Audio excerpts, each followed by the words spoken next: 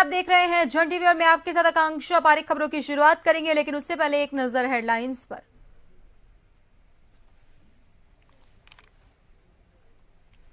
उत्तराखंड में थमा प्रचार का शोर। प्रत्याशियों ने आखिरी दिन झोंकी पूरी ताकत। घर घर जाकर की अपने पक्ष में मतदान की अपील।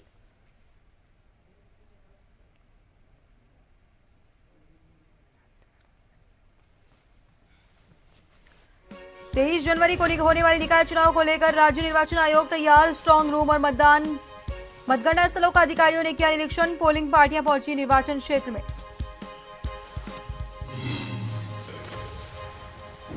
उत्तराखंड के बाद दिल्ली विधानसभा चुनावों में स्टार प्रचारक के तौर पर उतरे सीएम धामी। विधानसभा क्षेत्र वजीरपुर से बीजेपी प्रत्याशी पूनम शर्मा के पक्ष में किया रोड शो और जनसभा।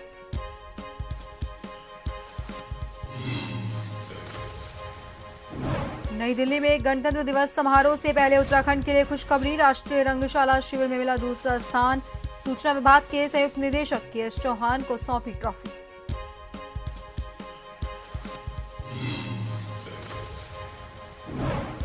और उत्तराखंड में बारिश की संभावना। ऊंचाई वाले इलाकों में हो सकती है हल्की बर्फबारी। पश्चिमी विक्षोभ के चलते बदलेगा मौसम।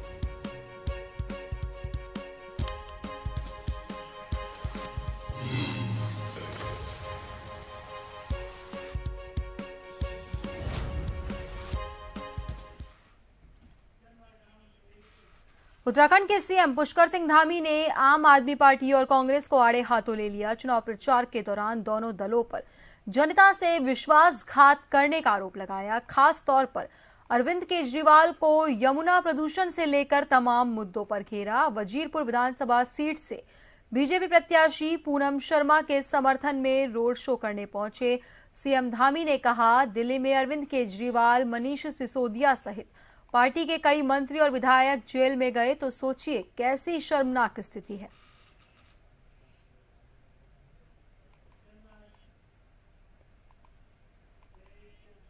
हरिद्वार में 23 जनवरी को होने वाले नगर निकाय चुनाव को शांतिपूर्ण और निष्पक्ष रूप से संपन्न कराने के लिए प्रशासन और पुलिस ने व्यापक तैयारियां कर ली है। जिला निर्वाचन अधिकारी कर्मेंद्र सिंह और एसएसपी प्रमेंद्र सिंह डोभाल की अध्यक्षता में बीएचईएल कन्वेंशन हॉल में संयुक्त ब्रीफिंग का आयोजन किया गया। इसमें चुनाव ड्यूटी पर तैनात पुलिस, पीएसी, होमगार्ड और पीआरडी के जवानों को जिम्मेदारियों के बारे में विस्तार से जानकारी दी। तो वहीं चुनाव क्षेत्र को 3 सुपर जोन, 19 जोन और 49 सेक्टर्स में विभाजित किया गया। कुल 205 मतदान केंद्रों और 623 मतदेय स्थलों पर सुरक्षा के पुख्ता इंतजाम किए, जिनमें 69 अति संवेदनशील और 72 संवेदनशील बूथ शामिल है। इस दौरान लगभग 1900 पुलिसकर्मी, 220 पीएसी जवान और 1100 होमगार्ड पीआरडी जवान तैनात रहेंगे। अधिकारियों ने सुरक्षा बलों को निर्देश दिया कि वो ईवीएम की सुरक्षा, मतदान प्रक्रिया की निगरानी और किसी भी अराजक तत्व पर कड़ी नजर रखे। जिला निर्वाचन अधिकारी ने अपने संबोधन में कहा, हम सबकी प्राथमिकता निष्पक्ष और भयमुक्त चुनाव कराना है।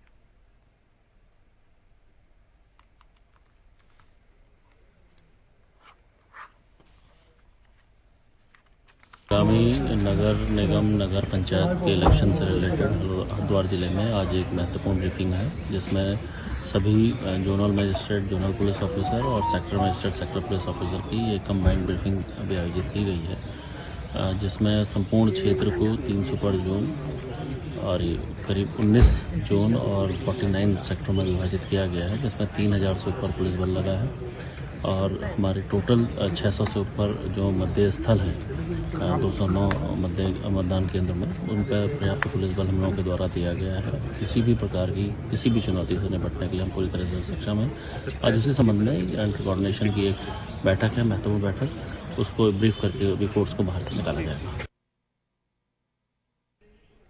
प्रदेश में कल 23 जनवरी को नगर निकाय चुनाव के लिए मतदान होना है। तो वहीं डोईवाला नगर पालिका निर्वाचन के लिए निर्वाचन अधिकारी अपर्णा ढोंडियाल के दिशा निर्देश पर 26 मतदान केंद्रों के 59 मतदान स्थलों के लिए पोलिंग पार्टियों की रवानगी हुई। सुबह 8 बजे से मतदान शुरू होना है। उसको लेकर मतदान स्थलों पर सभी व्यवस्थाओं को बनाएंगे। डोईवाला नगर पालिका अध्यक्ष सहित सभी 20 वार्ड के सभासद प्रत्याशियों के लिए कल 60,426 मतदाता मतदान करेंगे।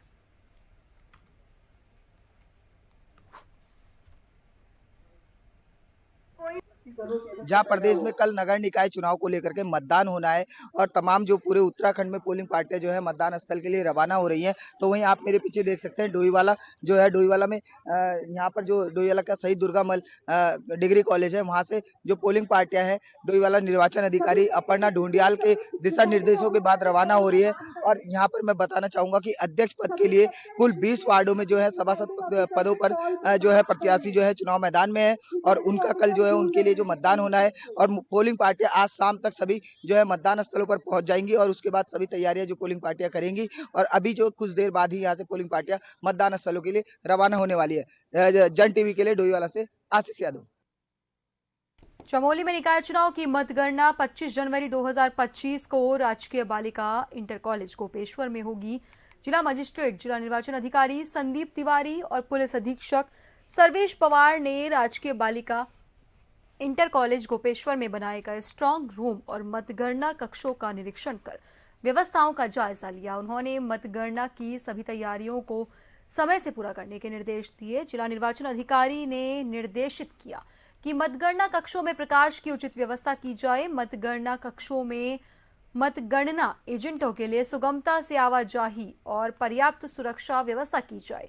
मतगणना कक्षों में सुरक्षा जाली की ऊंचाई बढ़ाने के साथ ही सभी खिड़कियों पर पर्दे लगाए जाए। मतगणना केंद्रों में एलईडी स्क्रीन, बैरिकेडिंग, सुरक्षा प्रबंध, सीसीटीवी कैमरास, मीडिया सेंटर की समुचित व्यवस्था करना सुनिश्चित करें ताकि मतगणना का काम शांतिपूर्ण, निष्पक्ष और पारदर्शी तरीके से संपन्न करवाया जा सके। जिला निर्वाचन अधिकारी ने स्पोर्ट्स स्टेडियम गोपेश्वर में पोलिंग पार्टियों की रवानगी स्थल का भी निरीक्षण किया।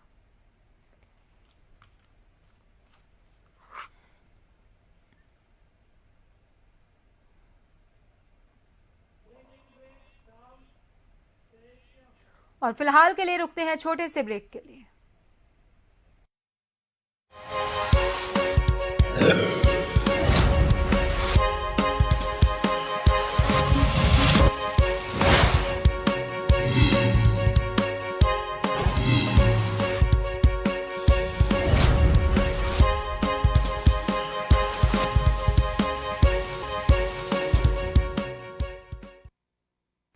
ब्रेक के बाद एक बार फिर से आप सभी का स्वागत है। बढ़ते हैं अगली खबर की ओर। पिथौरागढ़ नगर निकाय चुनाव को सकुशल संपन्न कराने के लिए पूरी तैयारी कर ली गई है, जिसके तहत जिला अधिकारी, जिला निर्वाचन अधिकारी पिथौरागढ़ विनोद गिरी गोस्वामी और पुलिस अधीक्षक रेखा यादव के निर्देशन में जनपद की 6 नगर निकाय क्षेत्रों में कुल 88 पोलिंग पार्टियों को मतदेय स्थलों के लिए रवाना किया गया।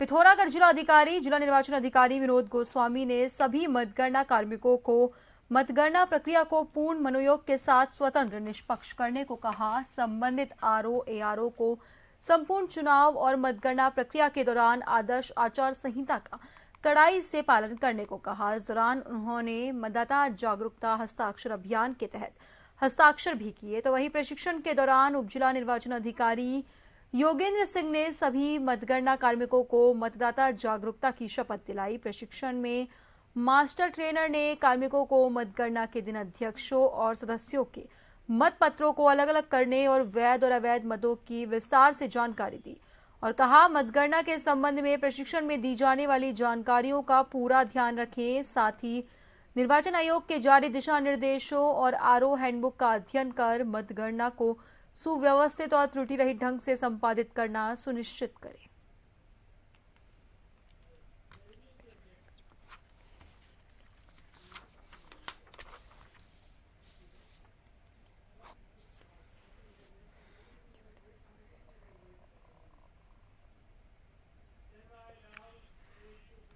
चंपावत में 23 जनवरी से शुरू होने वाले नगर निकाय चुनाव के मतदान को संपन्न कराने के लिए सभी पोलिंग पार्टियों को जिला मुख्यालय गोरलचौड़ मैदान से मतदान केंद्रों के लिए जिला निर्वाचन अधिकारी डीएम नवनीत पांडे ने रवाना किया। चंपावत की चारों नगर निकाय बनबसा, टनकपुर, लोहा घाट और चंपावत नगर पालिका के चुनाव के लिए पोलिंग पार्टियों को रवाना किया गया। पोलिंग पार्टियों की रवानगी से पूर्व कर्मचारियों से मतदान को निष्पक्ष और शांतिपूर्वक करवाने के निर्देश दिए गए हैं।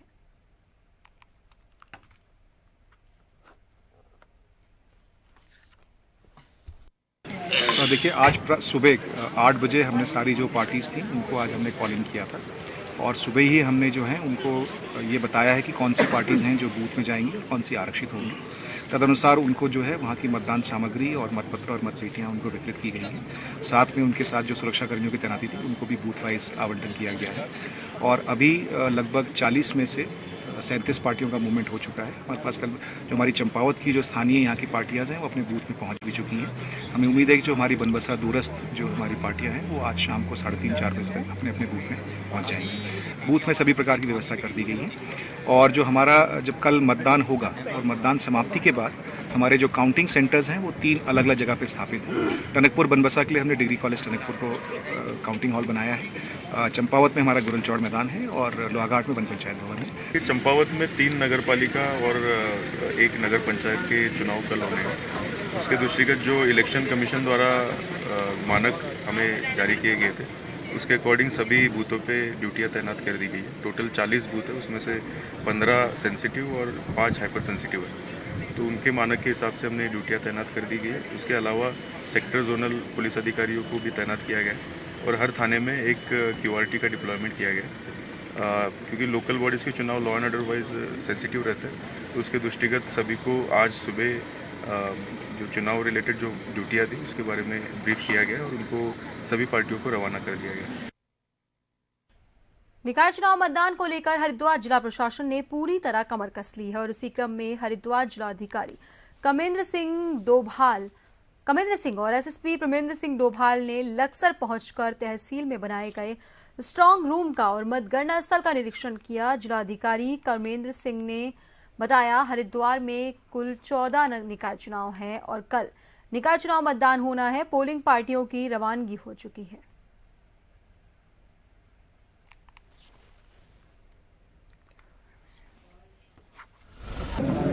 नगर निकायों के चुनाव जो है ये कल 23 तारीख को जनपद में होने हैं और कुल 14 नगर निकाय हैं जनपद में। तो उसके क्रम में आज पार्टियों की रवानगी हो रही है।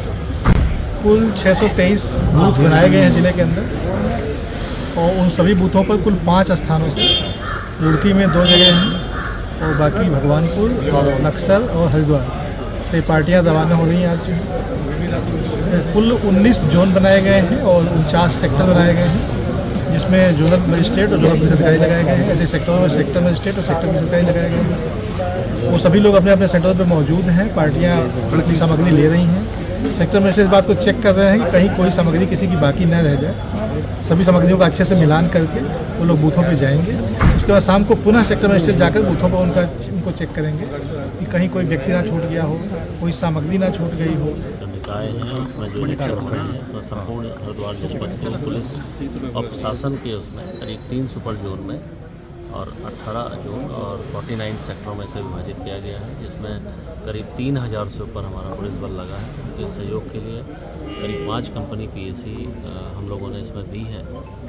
इसमें जो हमारे अति संवेदनशील क्षेत्र हैं उसमें अतिरिक्त बल हम लोगों के द्वारा दिया गया है।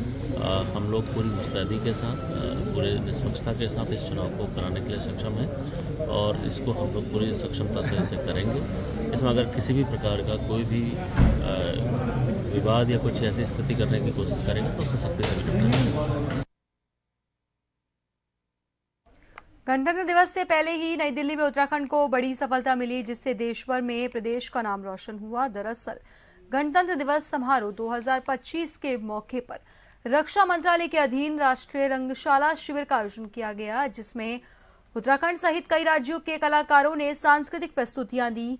राष्ट्रीय रंगशाला शिविर में उत्तराखंड राज्य को द्वितीय स्थान मिला, जिसके बाद रक्षा मंत्रालय के अधिकारियों ने उत्तराखंड सूचना विभाग के संयुक्त निदेशक KS चौहान को ट्रॉफी सौंपी। इस मामले पर KS चौहान ने कहा, श्री बद्री केदार, गोलू देवता और महासू महाराज की कृपा उत्तराखंड राज्य पर इसी तरह बनी रहे और देश में इसी तरह हमारा राज्य शिखर पर रहे। गणतंत्र दिवस के दिन नई दिल्ली में उत्तराखंड की संस्कृति की झलक भी देखी जाएगी क्योंकि इस बार उत्तराखंड की झांकी का चयन किया गया है जिसकी तैयारियां इन दिनों तेज है।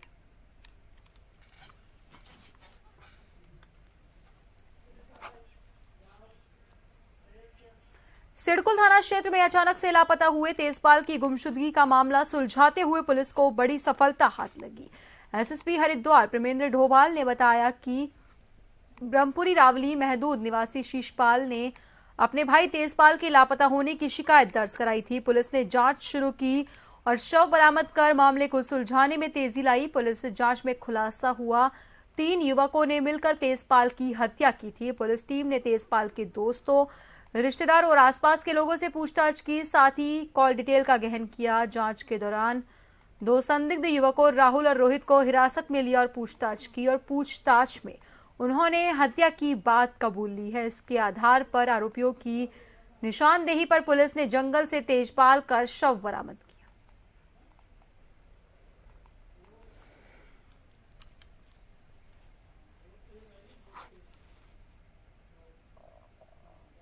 सोलह जनवरी को थाना सिटकुल में वादी शिशुपाल द्वारा पुलिस को अवगत कराया गया था कि उसका भाई तेजपाल लगातार गायब चल रहा है और घर नहीं पहुंचा है। वो जो व्यक्ति है वो एक फैक्ट्री में काम करता है। पुलिस के द्वारा सभी तथ्यों को, सभी साक्ष्यों को एकत्रित किया गया, उसके CDR एनालिसिस किया गया। तो बात प्रकाश में आई कि जो मृतक है तेजपाल, वो 3 अन्य लोगों के साथ लास्ट में देखा गया था।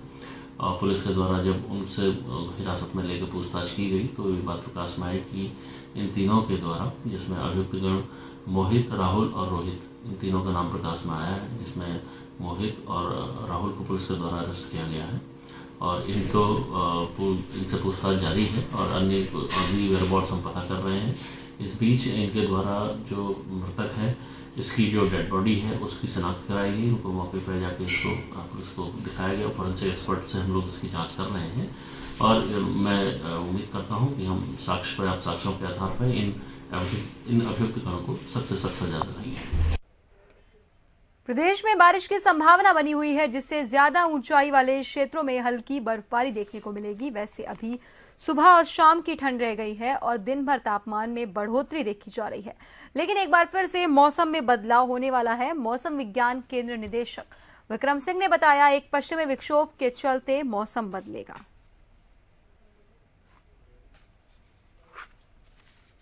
लेट नाइट से रात में ये एक्टिविटी शुरुआत होगी और कल ये कह सकते हैं आफ्टरनून तक करीब वो चलेगी जो है। तो इसमें आप अगर इस दौरान के लिए बात करें तो मैं कहूँगा कि जो अंदर के डिस्ट्रिक्ट है, उत्तरकाशी, चमोली, पिथौरागढ़, रुद्रप्रयाग या बागेश्वर है, तो उनमें तो अनेक जगहों तक में हल्की बारिश है या बर्फ़बारी है। तो बर्फ़बारी जहाँ तक सवाल है तो 3000 मीटर या उससे अधिक ऊंचाई के क्षेत्रों में ही वो मिलेगी। लेकिन हाँ, हल्की बारिश या बहुत हल्की बारिश जो है और जगह भी वहाँ पे अनेक जगहों तक में मिलेगी। अन्य डिस्ट्रिक्ट की बात करते हैं हिल्स में, तो उसमें आप देखेंगे कुछ जगहों तक में हल्की, बहुत हल्की जो है एक्टिविटी वो मिलेगी और मैदानी क्षेत्रों में तो मैं कहूँगा कि छुटपुटी रहेगी, आइसोलेटेड टाइप ही वो रहेगी। तो यही 24 आवर्स या कह सकते हैं आपकी 18 आवर्स के अराउंड जो है जो एक्टिविटी है वो मिलने वाली है। फिलहाल के लिए बुलेटिन में इतना ही। बने रहिए जन टीवी के साथ। नमस्कार।